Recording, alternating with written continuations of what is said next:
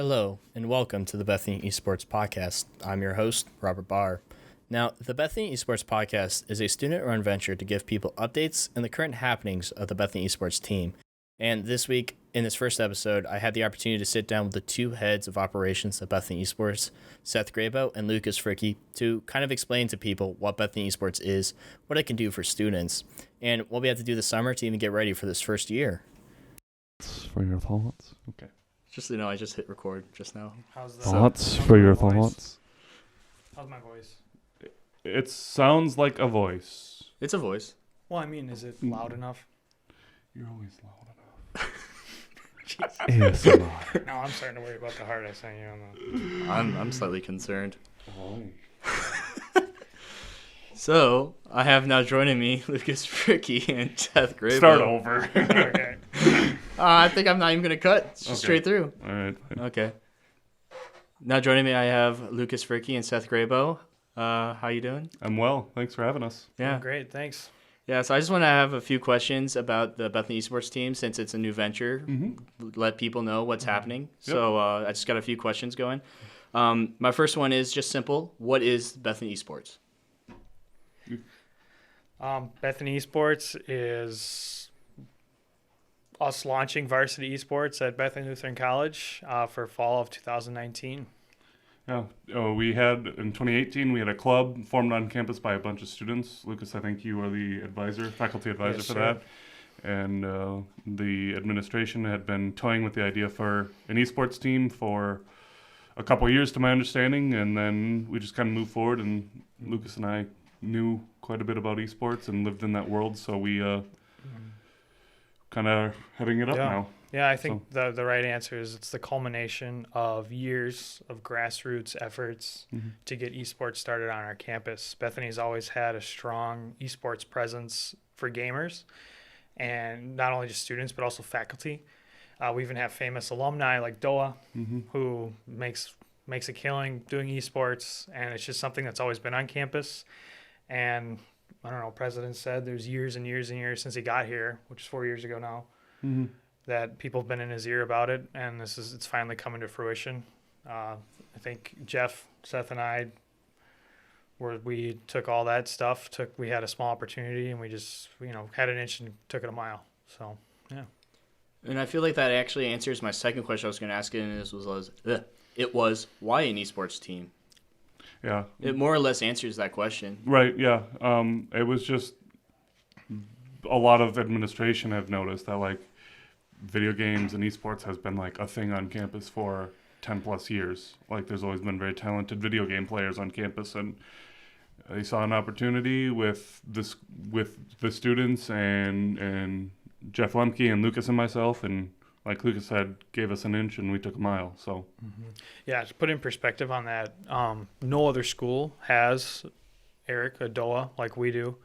And then we have on our campus currently for League of Legends, we have a master tier player and a Diamond 1 player, and we're a school of less than 1,000 students. A lot of schools that are 5 times their size might have one of those levels of players for their League of Legends team. So something about Bethany just attracts gamers. high pitched noise. Anyway, continue. That was weird.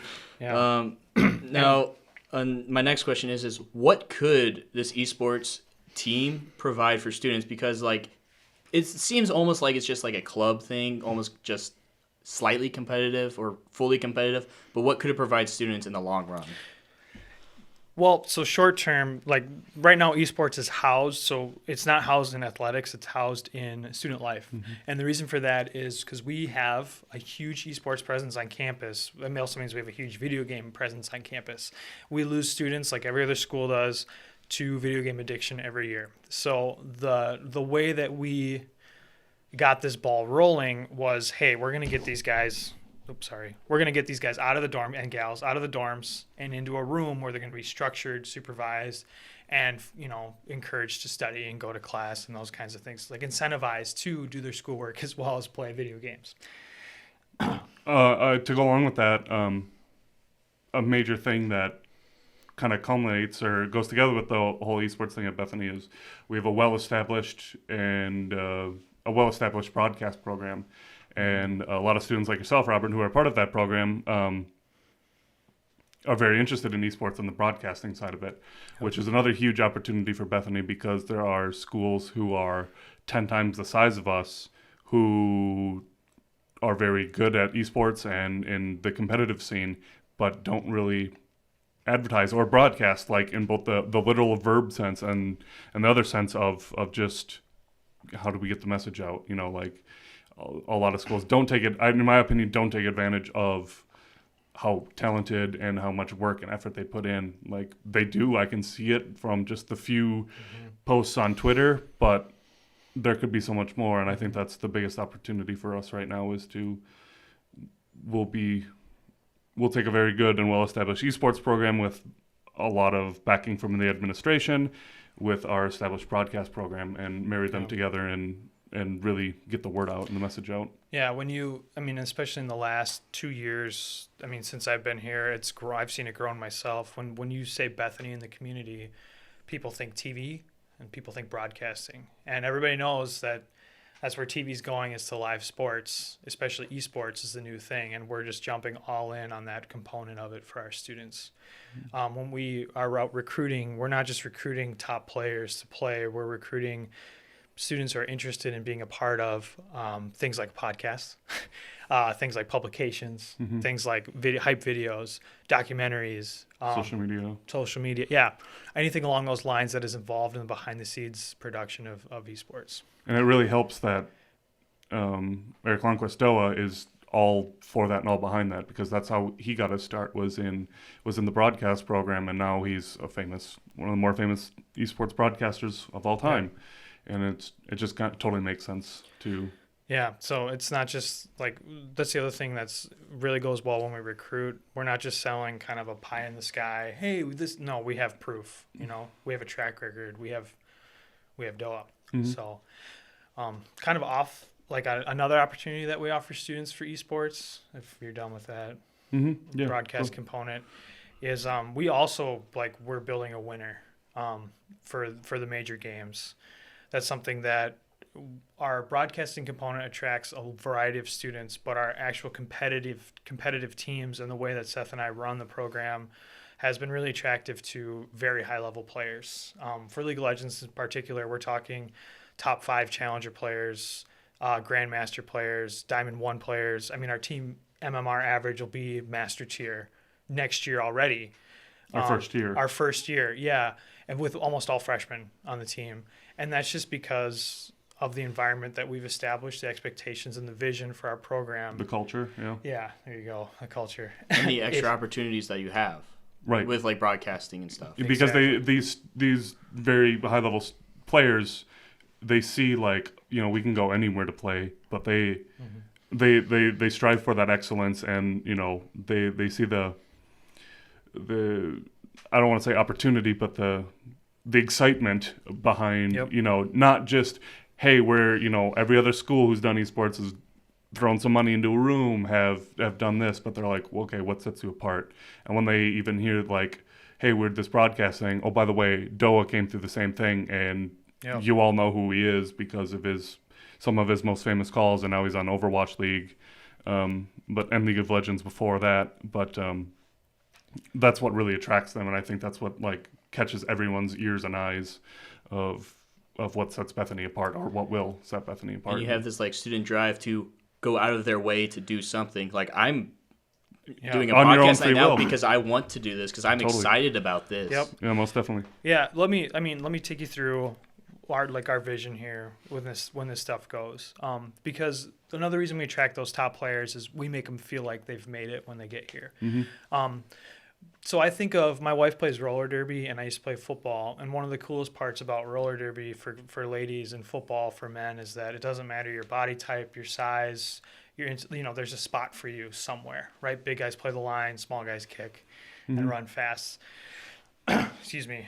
For our esports program, it doesn't matter if you're iron or, top 5 challenger. We have opportunities for you. So the passion is there. It's similar for everyone. everyone that comes is obviously passionate about esports.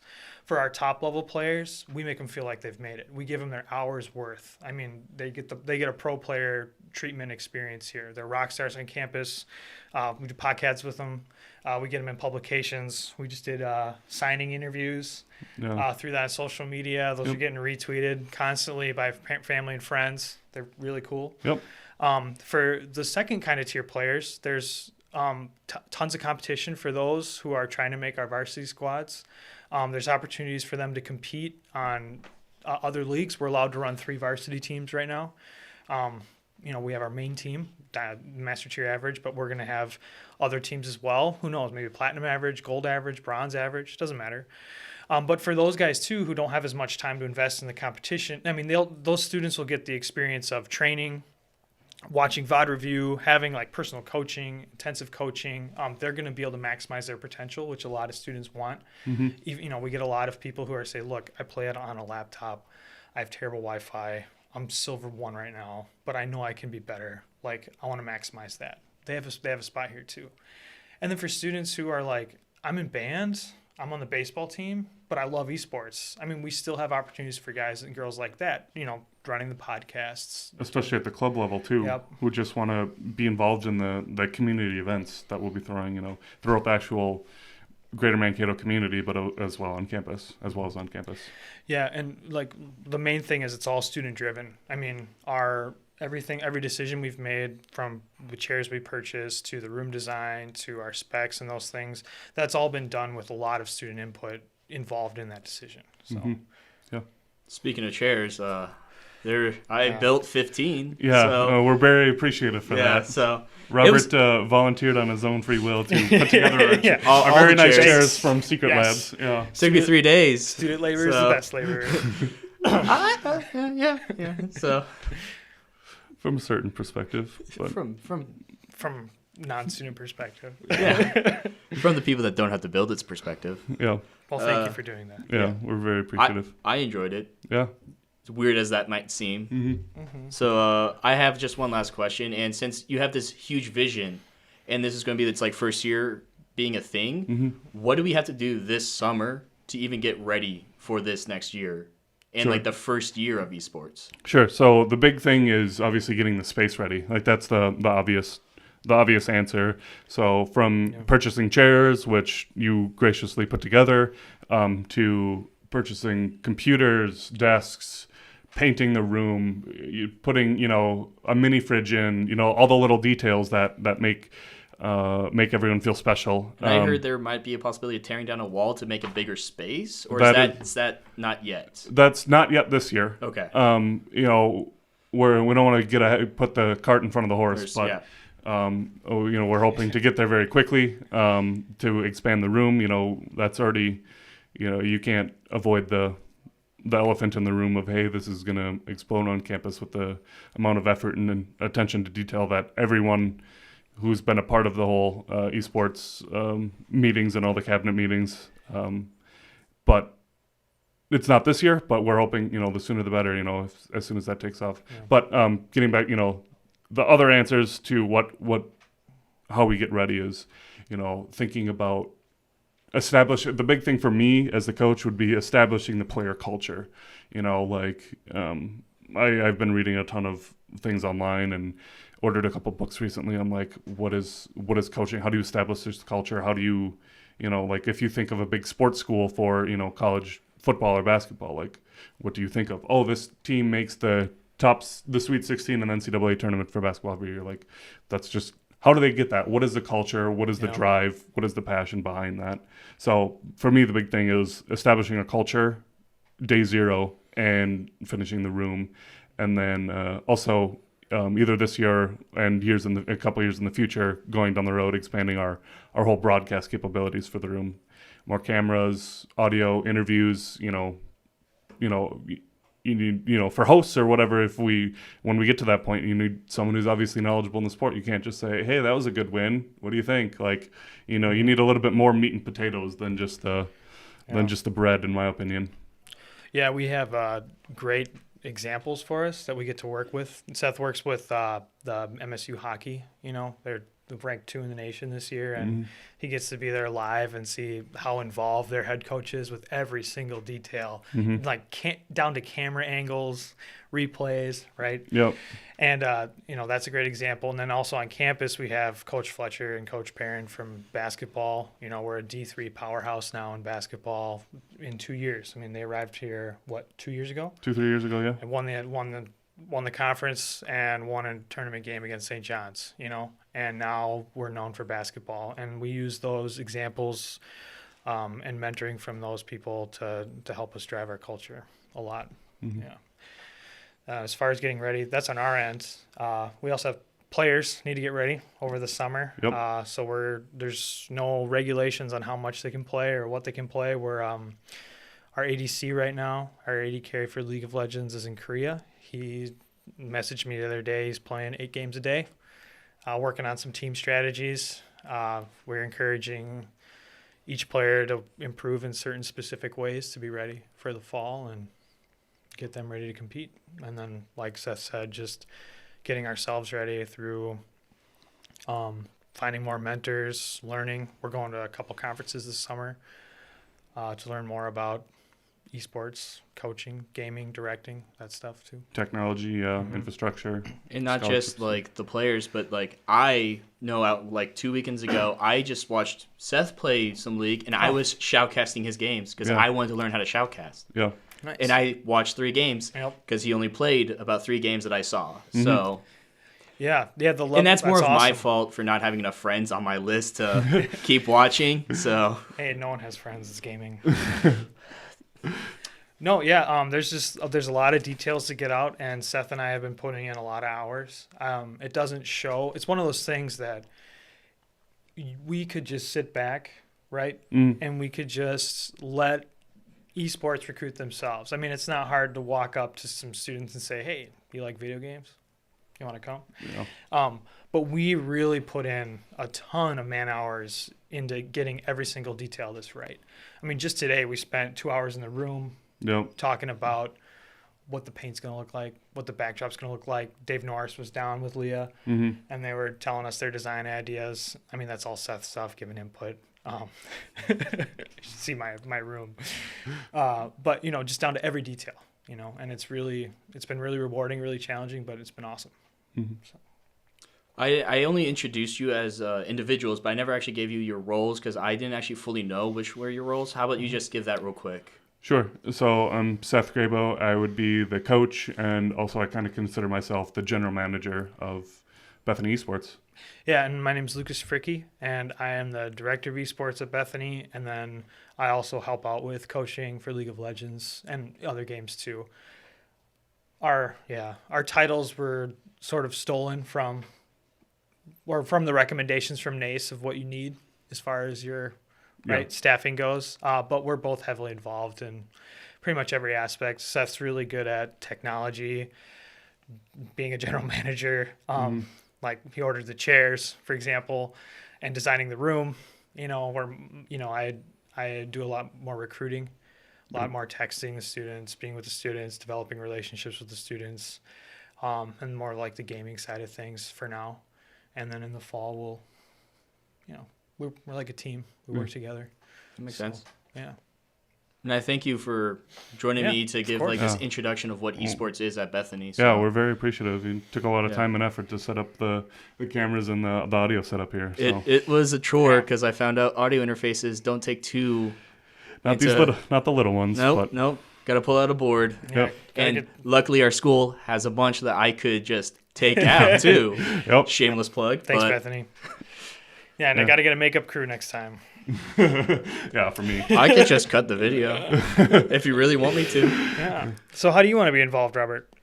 I just love the behind the scenes aspect. Like this podcast, when growing up in 8th grade, I found this one podcast. I listened to the entirety of its catalog at least 4 times through because I just love the people conversing about things they like. So this conversation, I enjoy esports, and conversing with you about it, I just get an enjoyment out of that. Totally. That's awesome. Being on the production side, going through Bethany for a bit, I found these hype things, watching esports, this big events that they make. I want to be someone that could be a part of that, even if it's for lack of a better word, smaller scale. Yeah. And you've given me an opportunity in like my last semester. So I'm diving full in on my last semester's capstone into this like production for Bethany Esports. And I hope I can maybe come back in spring, even if I'm still not a student, and still do something. Yeah, totally. So Yeah, no, that's awesome. It's just a great example of how, even in its infancy, you know, this is good for everybody. I mean, it's giving you an opportunity to, you know, And use so your many talents people- and a passion. So many people on campus and around the community have like on our social media posts on Facebook and Twitter and stuff. People have, and Instagram especially, have reached out and said like, didn't know this was a thing. Like, you guys are gonna kill it. Just people I never thought I'd hear from again. Like, super excited for us, which I think is crazy cool. Yeah, there's just a ton of energy. The response has been overwhelmingly positive. One of the setbacks, one of the things that was hanging up esports at Bethany was fear of public reaction or public perception once it got rolling. And we haven't had... From the community and alumni, but we haven't really had any kickback. Like, everyone's just been, it doesn't matter if you're planning on coming to Bethany in 2 years, like your junior in high school this coming fall, or you graduated 20, 30 years ago. Like, people are still just super all for it and behind it, and have seen that and heard about the opportunities, and are getting on the getting behind the energy. Yeah, what's so cool is that we just have involvement from every area of campus. I mean, whether it's academics, sponsor, Chris for advancement, Jeff in recruiting, Jeff in financial aid, Greg with broadcasting, Seth with broadcasting, Jason with academics. Even President Pfeiffer went and saw Eric Verdoa, Overwatch Studios, to get an idea of what's going on with esports. I mean, just the involvement, it's from the top down. And there's just so much energy because everyone feels like they have a piece. Everyone feels like they have a piece, like they own esports. Every single, pretty much every single VP on campus and every single department on campus, when this is going, will be able to look at it and feel like they own it in some way.